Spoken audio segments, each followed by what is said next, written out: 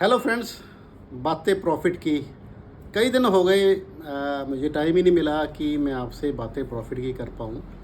तो मैं सोच रहा था कि आपको सबसे आसान तरीका बताऊँ कि जिससे आप अपने पैसे 3-4 साल में डबल कर सकते हैं। क्योंकि आजकल एफडीआर या गवर्नमेंट की कोई भी सेविंग स्कीम है, उसमें 7 या 8% से ज़्यादा आपको रिज़ल्ट नहीं मिलेगा, इंटरेस्ट नहीं मिलेगा। चाहे आप सीनियर सिटीजन हैं तो आपको 1% ज़्यादा मिल जाएगा। और बहुत से म्यूचुअल फंड ऐसे हैं जो आजकल के बुल रन वाली सिचुएशन में, हालांकि ये घातक सिचुएशन है।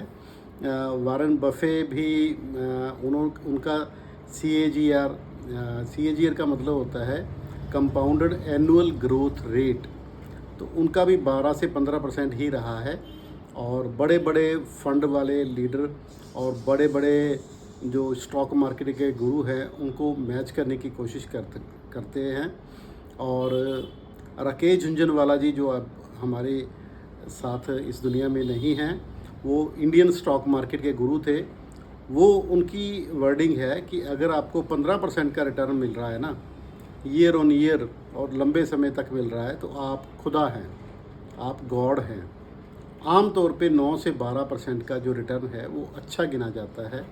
बट हमारे जितनी भी यंगस्टर पॉपुलेशन है वो रातों रात अमीर होना चाहती है। तो दोस्तों, हमें रातों रात अमीर नहीं होना है। रातों रात अमीर होने के चक्कर में हम अपनी जितनी पूंजी है वो भी गंवा लेंगे। तो हमें धीरे धीरे अमीर होना है। ज़्यादा पैसे चाहिए और ज़्यादा टाइम के लिए चाहिए। तो हमें ज़्यादा पैसे डालने हैं और ज़्यादा टाइम के लिए डालने हैं। इसके लिए सबसे सुलभ जो आजकल हमारी गवर्नमेंट भी ऐड दे रही है कि म्यूचुअल फ़ंड सही हैं, ये वाकई में ही सही हैं। इसमें आप कोई भी इंडिसेस वाला फ़ंड उठा लें, उसमें आपको 12 से 15% का रिटर्न आराम से मिल जाएगा। अगर आपकी एज कम है और आपकी रिस्क एपेटाइट ज़्यादा है तो आप मिड सेगमेंट के, मिड कैप के या स्मॉल कैप के फंड्स भी ले सकते हैं। इसमें थोड़ा सा रिटर्न ज़्यादा आता है और इससे आप अपनी फाइनेंशियल जर्नी को जल्दी और काफ़ी देर तक, दूर तक ले जा सकते हैं। आज मेरे पास एक आपको मज़ेदार किस्सा सुनाता हूँ। दोस्तों, क्या हुआ कि मेरे पास HDFC बैंक के एक मैनेजर साहब आए। तो वो मेरे को तरह तरह की स्कीमें समझा रहे थे। बीइंग डॉक्टर, आपको पता ही है कि लोग चक्कर लगाते हैं। हमारे पास मित्र भी हैं हमारे मैनेजर साहब, क्योंकि मैं खुद एक बैंक वाले का लड़का हूँ। तो पर हमें कभी बैंकिंग के क्षेत्र में या फाइनेंस की इतनी समझ नहीं हुई है जो अभी मैं रिसेंटली ग्रहण कर रहा हूँ। वेरियस बुक्स पढ़ के, वेरियस यूट्यूब के शोज़ देख के, वेरियस आर्टिकल पढ़ के, और कई जगहों से हम ये जानकारी एकत्रित करके आप तक पहुँचा रहे हैं। तो मैं उनसे समझा रहा था, तो वो मेरे को कोई प्लान बता रहे थे कि आप ये वाला इंश्योरेंस प्लान ले लो, ये वाला प्लान ले लो। देखो, उनके ऊपर प्रेशर होता है तो वो अपना प्लान खुद ही बता रहे थे। जब मैंने उनको बताया कि फ़लाना म्यूचुअल फ़ंड, मैं नाम नहीं लूँगा आप भी, वो पिछले 1 साल में 114% की ग्रोथ दे चुका है, तो आप कौन सा फ़ंड बताते हो?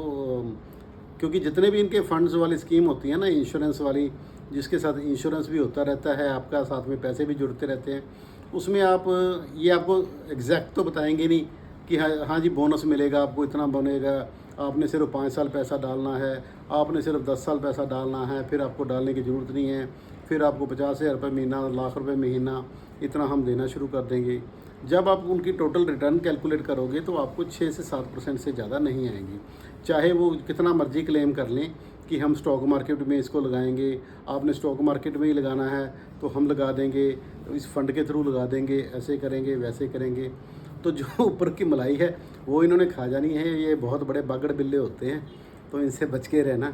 अगर आपने इंश्योरेंस लेना है तो सिर्फ सिंपल टर्म इंश्योरेंस लेना, जिसमें रिस्क कवर बहुत ज़्यादा होता है। मान लो 1 करोड़ का आपने रिस्क कवर लिया है, अगर आपकी एज यंग है तो आपको 10-15 हज़ार रुपये साल के प्रीमियम में मिल जाएगा। हाँ, उसमें आपको प्रीमियम वापस होने वाली कोई सिचुएशन नहीं मिलती है। कोई कोई फ़ंड होता है जिसमें थोड़ा सा वो प्रीमियम आपसे ज़्यादा ले लेंगे, अगर वो वापसी आपको दिखाना चाहते हैं कि वापसी भी आ रही है। नहीं तो आमतौर पे लोगों को 4 या 5 लाख रुपए का इंश्योरेंस थमा देते हैं और उनकी साल की लाख रुपए की ईएमआई बना देते हैं कि 1 लाख रुपए महीना साल आपको जमा करना पड़ेगा, या 50,000 रुपये साल जमा करना पड़ेगा, या 6-6 महीने में 50-50 हज़ार की किस्तें देनी पड़ेगी। तो उसमें बंदा फंस जाता है। तो ऐसा काम मत करें। अगर आपने इंश्योरेंस लेना है तो प्लेन टर्म इंश्योरेंस लें, जैसे हम कार स्कूटर का लेते हैं, उसमें भी हमें कोई वापसी नहीं मिलती है। इसी तरह अपनी ज़िंदगी का ले लें। चाहे आपने 1 करोड़, जैसे मैंने अपना 1 करोड़ का इंश्योरेंस करवाया हुआ है, मेरी किसी भी तरीके से मौत होती है, चाहे मैं नेचुरल सोते सोते ही मर जाऊँ, मैं सांस लेना भूल जाऊँ, कोई एक्सीडेंट में मौत हो जाए, हाँ, सुसाइड में नहीं मिलेगा, ठीक है। अगर कोई अदर कैलेमिटी आ गई, किसी तरह से मेरी डेथ होती है, तो मेरे परिवार को 1 करोड़ रुपए मिलेगा। उसका मेरा प्रीमियम मेरे को लगता है 18,000 रुपये साल का जाता है, क्योंकि मेरी पॉलिसी काफ़ी पुरानी है। इसी तरह आपके लिए एक हेल्थ इंश्योरेंस ज़रूरी है, आपकी और आपकी फैमिली के लिए, क्योंकि जितनी जल्दी आप हेल्थ इंश्योरेंस ले लेते हो, वो प्रीमियम आपका फ़िक्स हो जाता है। चाहे आप 70 साल के हो गए तो आपका वो प्रीमियम सेम रहेगा। अदरवाइज़ अगर आप 70 साल के होके, फॉर एग्ज़ाम्पल आप अपने पेरेंट्स का आज हेल्थ इंश्योरेंस खरीदने जाओ तो वो लाखों में पड़ेगा, क्योंकि कंपनी को भी पता है कि अब इनके बीमार होने के चांसेस ज़्यादा हैं। जब हमारे बीमार होने के चांसेस कम होते हैं, जब हम यंग होते हैं, तो प्रीमियम कम होता है, बट वो फिक्स हो जाता है। फिर आप वो फिक्स प्रीमियम पे ही आपको पे करना पड़ता है सारी उम्र। और कोई भी इवेंचुअलिटी आ जाए, चाहे एक्सीडेंट हो जाए, चाहे कोई बीमारी आ जाए, हैं, वो देख के लो, आपकी अच्छा रिस्क कवर लो। और उसमें क्रिटिकल इलनेसेस वगैरह और एक्सीडेंटल इंश्योरेंस वगैरह वो राइडर होते हैं, वो आप ले सकते हैं साथ में अपनी आवश्यकता अनुसार। कैंसर का भी राइडर होता है, कैंसर के भी ले सकते हैं आप। तो वो दो जो इंश्योरेंस वाला पार्ट है वो अलग से होना चाहिए, और आपकी इन्वेस्टमेंट का पार्ट अलग से होना चाहिए, क्योंकि आपके इन्वेस्टमेंट से हमने इकट्ठे करने हैं कि आपको 5 करोड़ या इससे ज़्यादा का हमने कॉर्पस बनाना है जब आप 40 या 50 साल की उम्र में पहुँचो। तो आपको चाहे हम्बल शुरुआत करनी पड़े, चाहे 5,000 रुपये महीने से शुरुआत करनी पड़े, चाहे 1,000 रुपये महीने से, आप आदत बनाओ। आप सिप लगा लो, जैसे लोन की हम किस्त चुकाते हैं ना, बहुत से लोग लोन लेते हैं। मेरे पास हॉस्पिटल में स्टाफ काम करता है, चाहे उनकी सैलरी 5 से 10,000 रुपये में होती है, पर किसी ने एलसीडी के ऊपर लोन लिया होता है, किसी ने वॉशिंग मशीन के ऊपर लोन लिया होता है, किसी ने टीवी के ऊपर लोन लिया होता है, किसी ने फ़ोन के ऊपर लोन, फ़ोन तो सभी ने लिया होता है। फ़ोन तो हर स्टाफ वाला 6 महीने में चेंज करता ही करता है। ये उनकी सबसे बड़ी अपने हिसाब में वो एसेट मानते हैं, और होती वो लायबिलिटी है कि हमें हर 6 महीने में यूज़ करना पड़ता है, वो लोन लेना पड़ता है। तो फिर वो उसकी किस्त भी तुरंत जमा करानी पड़ती है। मैंने वो देखा है कि अगर वो किस्त जमा नहीं कराते ना तो फ़ोन लॉक हो जाता है, वो यूज़ नहीं कर पाते। तो वो फिर उनकी मजबूरी हो जाती है, फिर वो मेरे को रिक्वेस्ट करते हैं, सर सैलरी दो, मैंने किस्त दे दी, ये देखो मेरा फ़ोन बंद हो गया, है ना। तो इसी तरह से आप अपनी आदत डालो कि आप अपनी सिप लगा लो, चाहे 1,000 रुपये महीने की लगा लो, चाहे 2,000 रुपये महीने की लगा लो, आप अपनी सैलरी का 10 से 20% इसमें निकालो ही निकालो। जितनी जल्दी आप शुरू करोगे उतने जल्दी आपके करोड़ रुपए इकट्ठे होंगे। तो इसमें आप फंड, जैसे मैंने अपने पिछले वीडियो में भी बताया था कि आप लार्ज कैप फंड, जो इंडेक्स है ना, मार्केट के इंडेक्सेस हैं, उसमें लगा दो, वो सबसे सेफ़ होते हैं। अगर सारी मार्केट गिरेगी फिर हमारा फंड भी गिरेगा। तो सारी उम्र तो गिरना नहीं है मार्केट ने, कुछ सालों के लिए या कुछ महीनों के लिए गिरती है, फिर चढ़ना शुरू हो जाती है। जब गिरी होती है मार्केट, वो उस टाइम पे आप कुछ पैसे अगर आपके पास इकट्ठे हो जाएं तो उस टाइम पे सस्ते होती हैं चीज़ें। ये देखो, इसको दुकानदारी वाला हिसाब मान के चलो। दुकानदार क्या करता है, जब उसको सामान सस्ता मिलता है तो ले के रख लेता है, जब फिर बाद में ग्राहक को बेचता रहता है। इसी तरह हम करेंगे, जब मार्केट गिरी हुई है हम ज़्यादा फंड्स में पैसा डाल देंगे और ज़्यादा हमारे पास यूनिट्स आ जाते हैं, तो फिर वो हमारे, जब मार्केट बढ़ेगी तो उनका रेट भी बढ़ेगा, तो हम जल्दी अमीर होते चले जाएंगे। तो आम तौर पे 15 से 18% की अगर हमारी ग्रोथ होती है, देखो ये रूल ऑफ 72 होता है।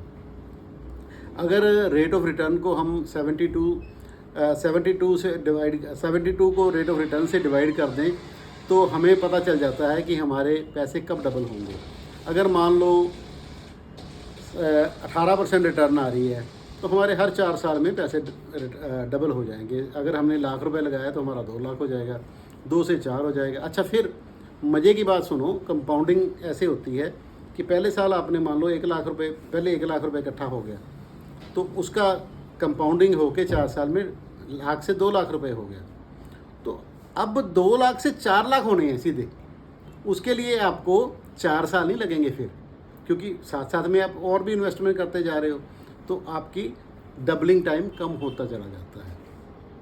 तो ये सिप कैलकुलेटर से, आप किसी भी सिप कैलकुलेटर से बड़े आराम से देख सकते हो। सभी फंड हाउसेज ने सिप कैलकुलेटर रखे हुए हैं, उससे आप देख सकते हो कि 15 से 18% रुपए में परसेंट का रिटर्न दे के अगर मैं इतने पैसे जमा करता हूँ तो मेरे को 10 साल बाद कितने पैसे मिलेंगे, बड़े आराम से आप कैलकुलेट कर सकते हो। और अगर आपको कोई प्रॉब्लम आ रही है, आप कोई क्वेश्चन पूछना चाहते हैं, तो मेरे को नीचे कमेंट बॉक्स में क्वेश्चन पूछ सकते हैं, मैं ट्राई करूँगा आंसर देने की। और फिर हम मिलते हैं नए वीडियो में आपके साथ। धन्यवाद, थैंक यू।